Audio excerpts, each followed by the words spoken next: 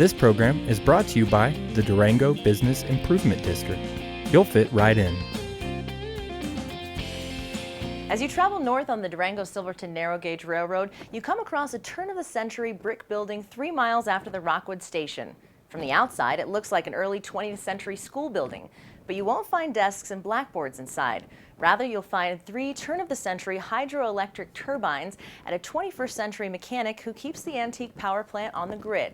It's the Tacoma Power Plant, and it's been supplying power to the area for more than 100 years. Durango TV recently joined several La Plata Electric Association board members and LPEA Chief Executive Officer Mike Drayspring for a tour of the Tacoma Power Plant to learn more about the area's early energy history and efforts to preserve the antique technology. Our tour guide was Jeff Wilbanks, a local mechanic and jack of all trades who commutes to his job in Tacoma via pop car from Rockwood.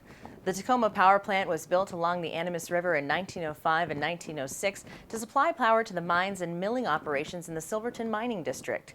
Its current owner is Xcel Energy, a Minnesota-based electrical and natural gas power company that serves 3.5 million customers in 8 western states. The Tacoma plant is one of 26 hydroelectric plants in the company's power grid. Xcel also owns the Ames Power Plant near Ophir. Although the Tacoma plant is located on the Animas River, the water that turns the turbines actually comes from Cascade and Elbert Creeks by Purgatory Resort. The water is transported via an old wooden flume, then steel pipes to Electra Lake. From Electra, the water flows through another pipeline for 2.5 miles to a point along the Animas River Canyon rim, where it then cascades 1,000 feet to the hydroelectric plant below. 10 years ago, one of the 3 generators exploded, damaging the other 2. They were fixed within a month, but the explosion left the 3rd generator out of commission. Tacoma currently generates about 4 megawatts of energy at peak production. That's less than 2% of the power used by the La Plata Electric Association. That amount will be boosted by another 5 to 7 megawatts when Wilbanks completes installation of a new $5 million generator this winter.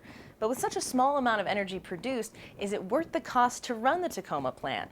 Wilbanks said hydroelectricity is cheap to produce, it's totally green, and it's an old technology that's making a comeback. This place paid for itself 10 times over just to get to this point, and then once we get the new unit installed, we should be making either 5 to 7 megawatts, depending on which model they buy. It'll only take us a couple years to pay that off. As this new green energy is being demanded, the hydros of this style are going to come back into favor. They don't take a very large dam on the run of a river like most of your high volume, low pressure systems. This is considered a high pressure, low volume system. We use very little water to make our megawatts. So these are coming back into favor all around the world where you have a little bit of water and a lot of gravity. As one of the first alternating current hydroelectric generating plants ever built in the West, Wilbanks says Tacoma is worth preserving. It's a monument to the 19th and early 20th century mining industry, and it's literally a working museum. Actually, just the joy of working on this old equipment is a blast from my point of view, being a mechanic. But I also find it interesting to go through the archives and the prints and the books that were written back in that time to try to figure out how they were doing the maintenance on it with the tools that they had. It's pretty interesting.